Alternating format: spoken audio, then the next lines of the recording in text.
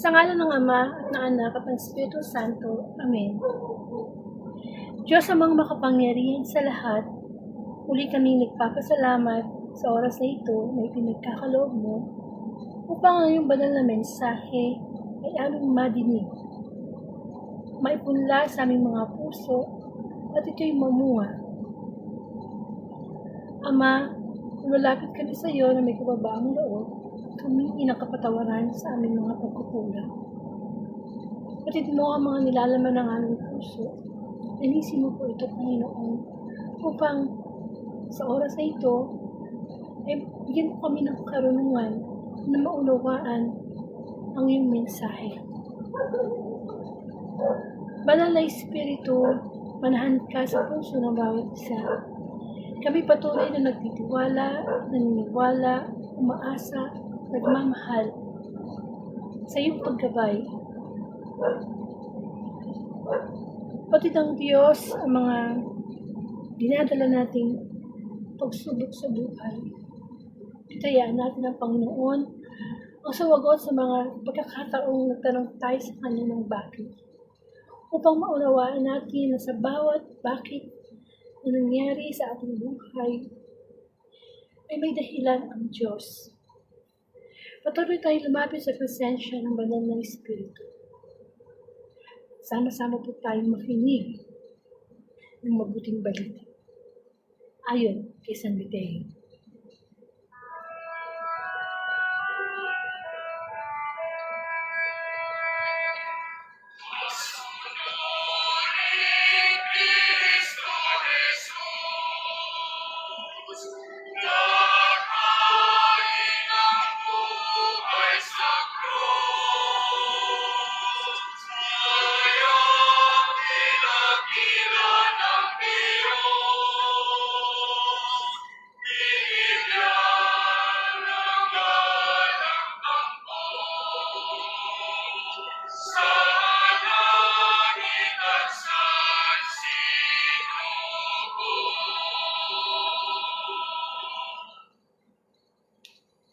Ang pagpapakasakit ng ating Panginoong Hesukristo ayon kay San Mateo.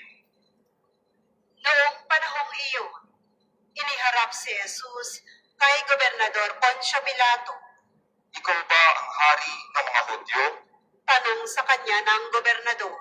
Sumagot si Jesus. Kayo na ang nagsasabi. Ngunit nang paratangan siya ng mga punong saserdote at ng matatanda ng bayan, hindi na siya sumagot. Kaya't sinabi sa kanya ni Pilato, Hindi mo ba naririnig ang mga ipinararatang nila sa iyo? ngunit hindi sumagot si Jesus kaputukman. Kaya't nagtaka ang gobernador. Tuwing pista ng Paskwa, kinaugalian na ng gobernador ang magpalaya ng isang bilanggo, sino mang mahiling ng taong bayan. Noon ay may isang kilalang bilanggo na nagngangalang Barabas. Kaya't nang magkatipo ng mga tao, tinanong sila ni Pilato, Sino ang ibig ninyong palayain ko? Si Barabas o si Jesus na tinatawag na Kristo? alam ni Pilato na inggit ang nagudyok sa kanila na dalhin sa kanya si Jesus. Hindi lamang iyan. Samantalang siya'y nakaluklok sa hukuman, nagpasabi sa kanya ang kanyang asawa. Huwag kang makialam sa taong iyan na walang kasalanan, sapagkat kagabi pinahirapan ako ng aking panaginip tungkol sa kanya. Ang mga tao na may sinulsulan ng mga punong saserdote at ng matatanda ng bayan, nahilingin kay Pilato na si Barabas ang palayain at si Jesus ay ipapatay. Muli silang tinanong ng gobernador. Sino sa dalawa ang ibig ninyong palayain ko? Si Barabas mo! Sagot nila.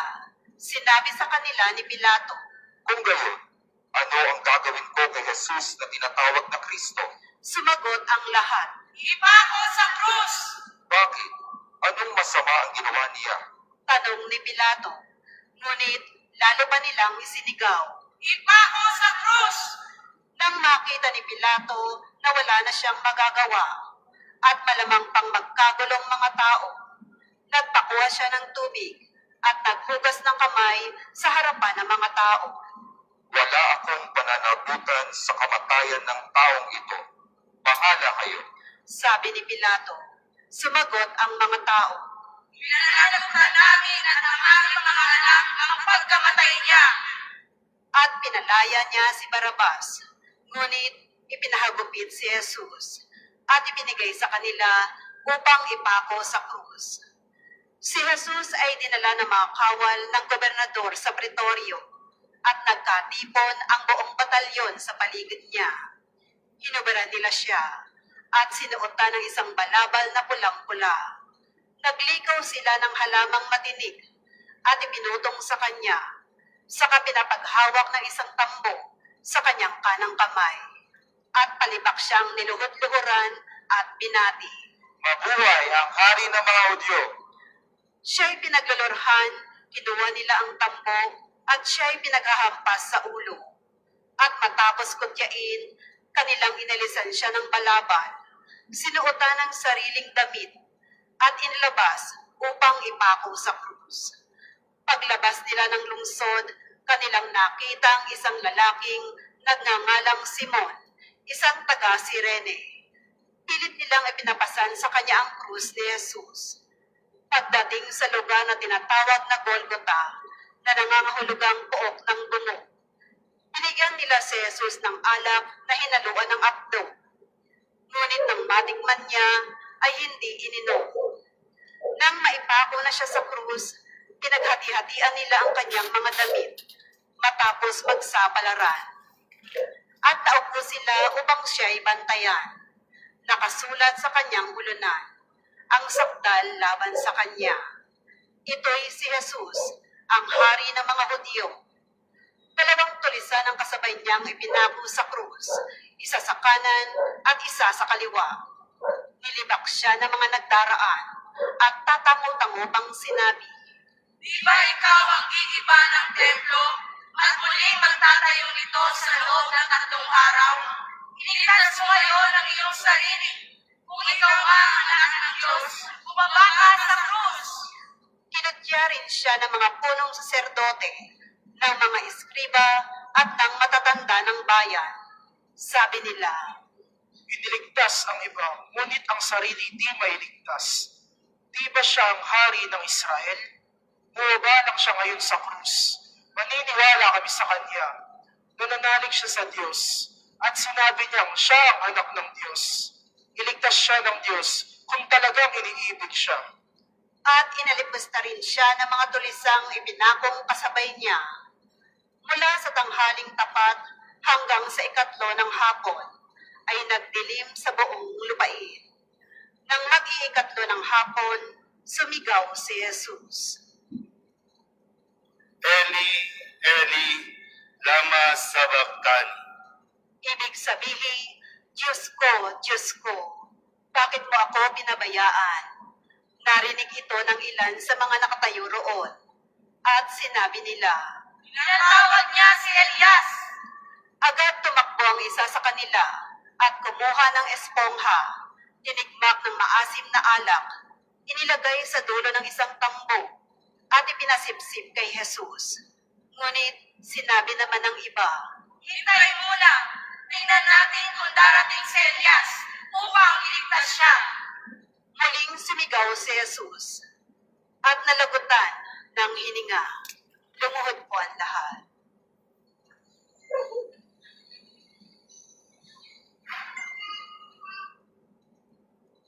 Still eating your taco the same old way.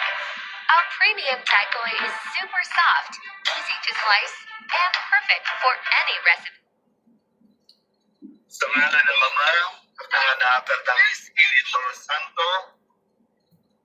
Biglang napunit sa gitna ng tabing ng templo mula sa itaas hanggang sa ibaba. Nayanig ang lupa, nagbitak ang mga bato. Nabuksan ang mga libingan at nabuhay ang maraming banal. Namatay na, lumabas sila ng libingan at nang muling mabuhay si Jesus, sila'y pumasok sa banal na lungsod at nakita roon ng marami. Nasindak ang kapitan at ang mga kawal na nagbabantay kay Jesus nang maramdaman nila ang lindol at masaksihan ang lahat na nangyari. Tunay na ito'y anak ng Diyos. Ang mabuting balita ng ating kaligtasan, pinupuri ka namin, Panginoong Yeso Kristo. So welcome po sa Word of God, Daily Gospel. At ngayon po ay March 29, 2026. Sunday Gospel po ang ating pamimilayan bilang pagkaing spiritual. At alam naman po natin sa ating mga Katoliko na kapag linggo, ito po araw talaga para sa Panginoon. Ang araw po ng pamamahinga, araw ng pagsamba sa Diyos. So, napakahaba po nung minasa o narinig nating gospel for this day. Ito yung tungkol sa pagpapakasakit ni Kristo, na naranasan niyang hirap, mga pagputya, pagbato, paghagupit, pagpasa ng krus, pagpatakot sa krus, para lamang sa atin na mga makasalanan. Bigyan niya ang kanyang buhay para sa ating mga makasalanan, no? Imbis na tayo yung ipako sa krus, Panginoong Jesus ang gumawa nun para sa atin. At bigyan lang natin ng pansin yung isa sa mga 7 last word na binanggit ng Panginoong Jesus na nabanggit din naman dito sa mabuting balita. Nung nakapako na siya, ito yung ika-4 na wika. At ang sabi niya, Diyos ko, bakit mo ako pinabayaan? So, kung isipin natin, bakit nagtanong ng gano'n ang Panginoong Jesus, no? Sa ating Ama. Alam naman natin na mismo ang Ama ang nagsasabi na ang anak at ang Ama ay isa. Sinabi pa ng Diyos Ama na ito ang minamahal kong anak. Pakinggan niyo siya. No? So, mapapabayaan ba ng isang ama ang isang anak? Sa buhay po natin, marami na tayong naranasan ng salitang bakit. Lalo na sa mga pagkakataon na tayo'y nasusubo sa mga pagsubok. Tinatanong natin bilang isang tao na bakit nangyari sa akin to? Bakit ganito? Bakit ganyan? Lalo na kung ang mga pangyayari na nangyari sa buhay natin ay yung mga bagay na hindi naman natin expect, feeling natin hindi natin deserve, nararamdaman natin na bakit kailangan tayo pa, sa atin pa yung mangyari, at hindi na doon sa mas masasamang tao, hindi po ba? May mga time ba na dumating sa buhay natin na na-question natin ng Lord, na bakit Lord, bakit ganito, bakit kailangan masaktan ako ng ganito? So,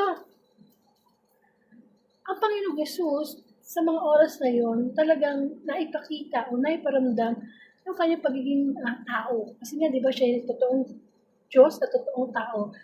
Na, just imagine yung kanyang dinanas na hirap. Na anak siya ng Diyos, pero nagpaubaya siya, di ba?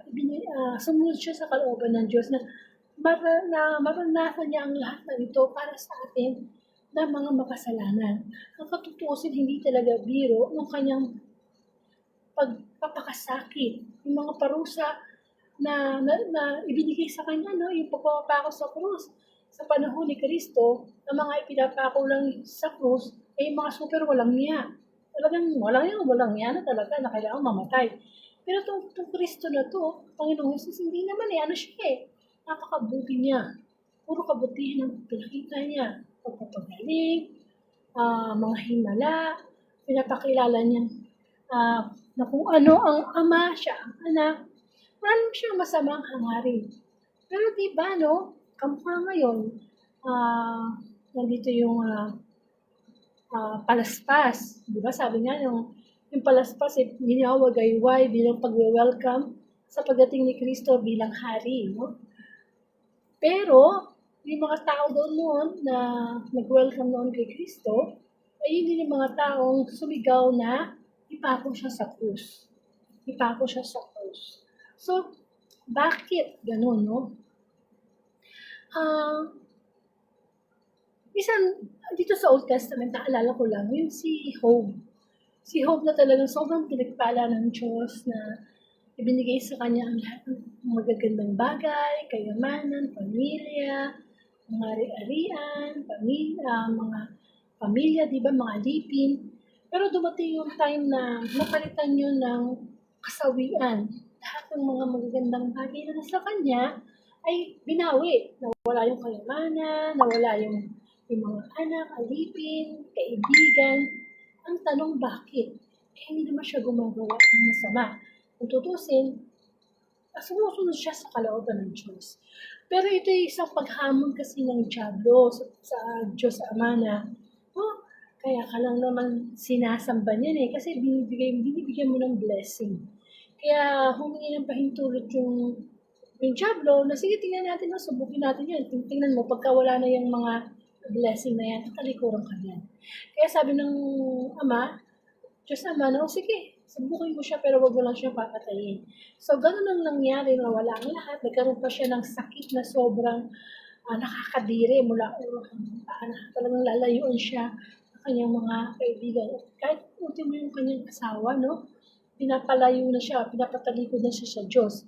Kasi pag ganun kasi, na mga ganun, may ganun kang sobrang katinding karamdaman, ibig sabihin, may nagawa kang matinding kasalanan.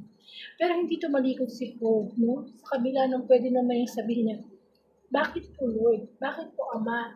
Na naging masunuri naman akong anak sa'yo, mahal naman kita, bakit mo pinadala sa akin ang ganitong kahirap na mawala ang lahat? So sa buhay din natin, may mga napapanood tayo sa mga YouTube, mga social media na kamukhang napanood ko na isa siyang nanay, may tatlo siyang anak ng mga lalaki, na halos lahat naman napag-aral niya, nagkaroon ng magandang buhay. Pero, isa-isang kinuha sa kanya ng sakit. So, isang anak na lalaki namatay dahil sa sakit.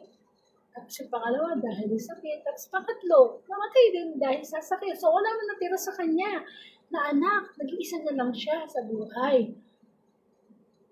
Pwede tanongin, di ba, bakit Lord, Yung kunin mo ang isang anak ko, masakit na yun Pero yung kunin pa yung pangalawa, pangatlo, wala na natira, sobrang sakit. Sobrang sakit. At marami pang mga bakit na tayo sa ating buhay na talagang tinatanong natin kay Lord. Pero, kamukha ng Panginoong Jesus, yung kanyang sinabi naman na, Diyos ko, bakit mo ko pinabayaan? Hindi naman niya sinisisi si Ama Ang Diyos Ama Hindi yung nagpapakita ng kawalang tiwala o pagpapabayaan ng Ama sa kanya. Hindi.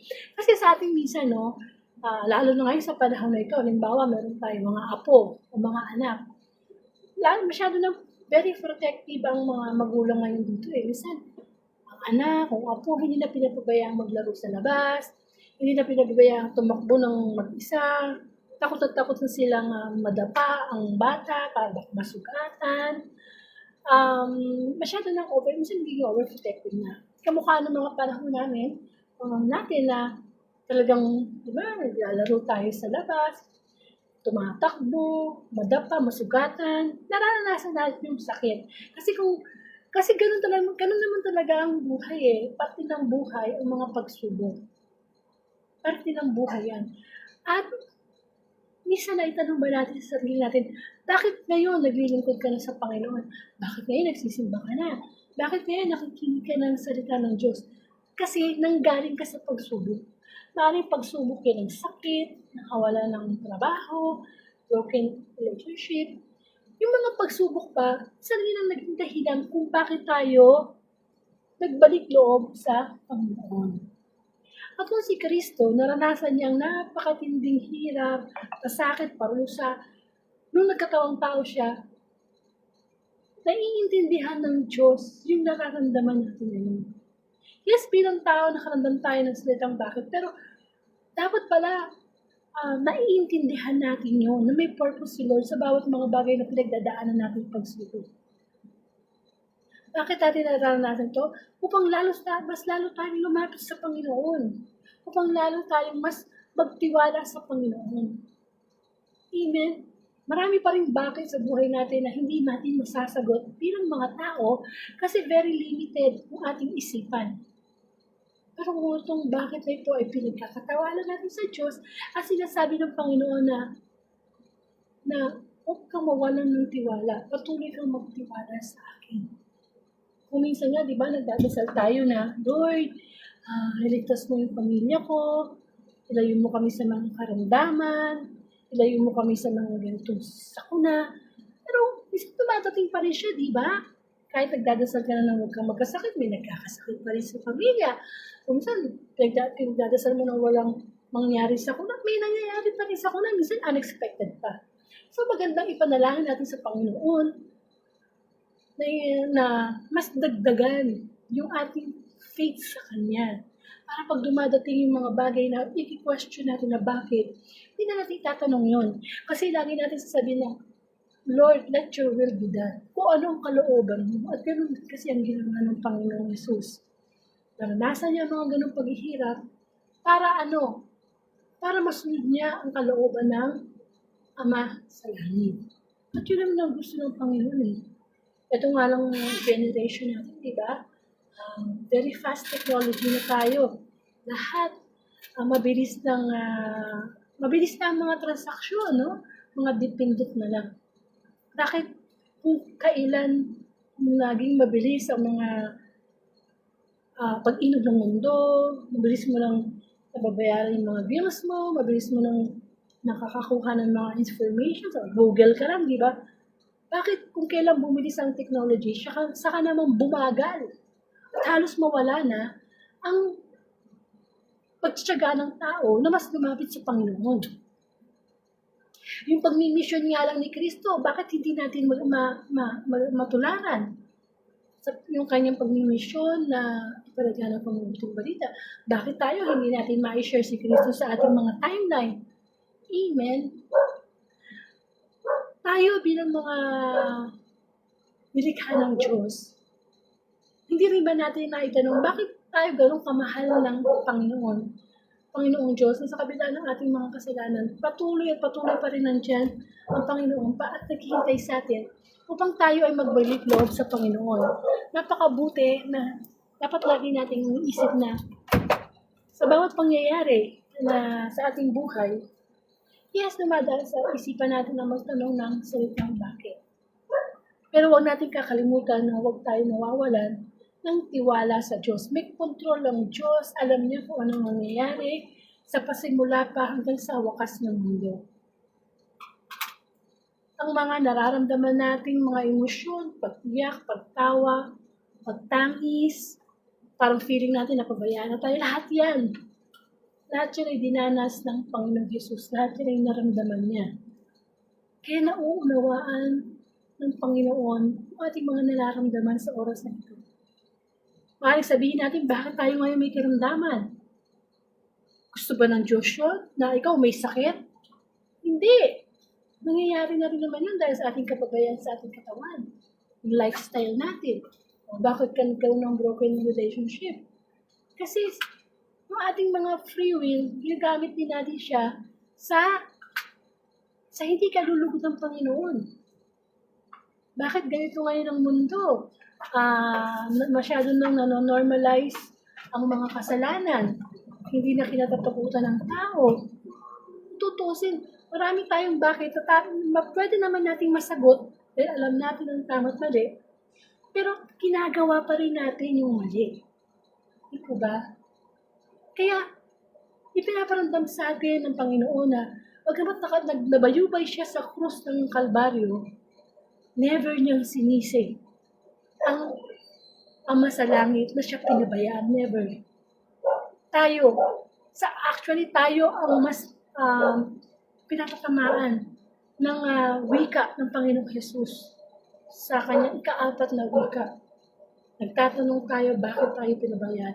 Pagbabayaan ba tayo, ibinigay na nga ng Diyos Ama ang kanyang buktong na anak para sa ating kaligtasan. Kahit kailan, hindi nagpabaya ang Ama sa langit. Tayo ang lagi nagpapabaya sa ating Diyos.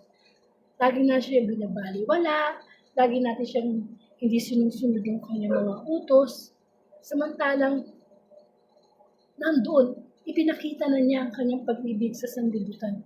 Kaya nga kamukha ngayon, mahal na araw, bakit may mga taong kailang Biyernes Santo at saka nasa beach, saka nagsiswimming, saka nagsasaya. Sa loob na isang taon, ilang araw lang halos isang linggo lang, ang mahal na araw. Kaya nga sinabi Holy Week yun naman yung time ng pagninilay ng ating espiritu. Kasi tayong mga tao, marami sa atin ang buhay pisikal, pero patay spiritual. So ito na yung moment ng pagtitika, ito na yung moment na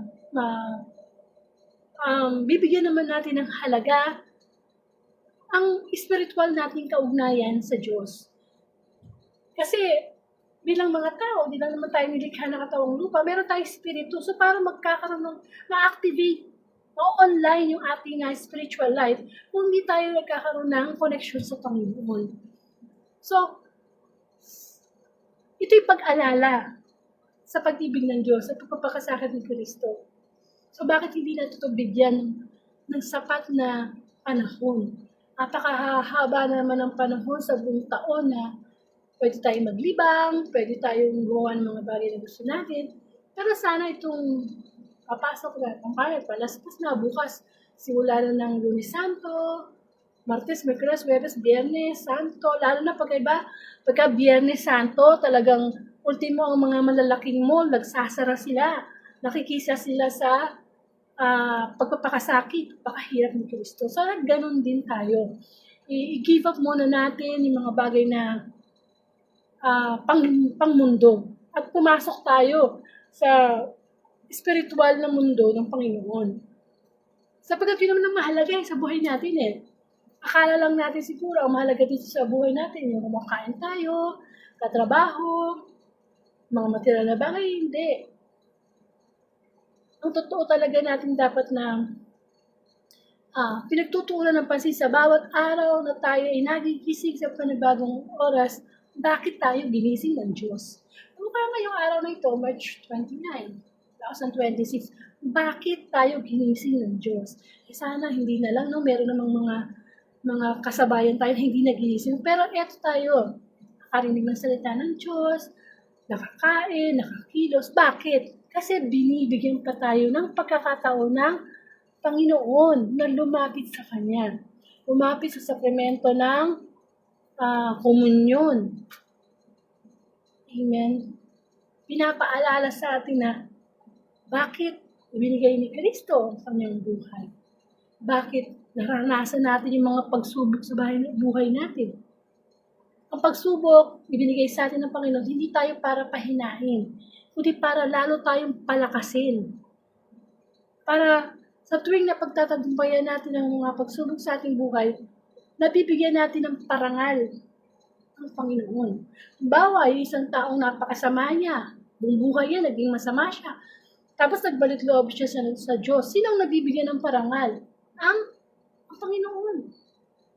Kaya kung hanggang ngayon, may mga bakit pa rin sa ating buhay na patuloy natin parang sinisisi ang Diyos, huwag natin gagawin yun. Kahit kailan, hindi nagkamali at magkakamali ang Diyos sa kanyang plano sa atin. Kung meron na siguro dapat magtanong ng bakit ang Diyos bakit ganito tayo, no? Siya na yung totoong nagmamahal sa atin, pero bakit patuloy pa rin na siya hindi pinapriority? Hindi pa rin siya yung number one sa puso natin. Iba pa rin yung mga minamahal natin sa ating buhay. Amen? Samantalang babalik tayo sa basic na utos ng Diyos. Ano ba ang sabi, di ba? Love God with all our hearts, minds, souls, and strength. So nawa,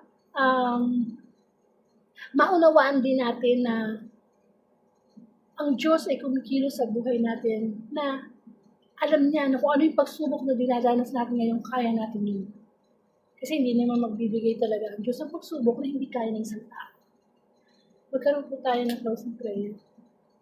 Ama sa langit, maraming pong salamat muli sa pagpapaalam sa amin na ano man mga bakit na itinatanong namin sa aming buhay. Alam namin, Lord, na Ikaw ay nandyan upang lapitan namin at patuloy kami magtitiwala. Ang mga bakit na hindi namin masagot dahil limitado lamang ang aming pag-iisip, ay hayaan namin ibigay sa iyo at ikaw ang makapangyari. Bigyan mo lang kami ng isang pusong willing na magpasan ng krus sa tulong mo, Panginoon, at sumunod sa iyong kalooban.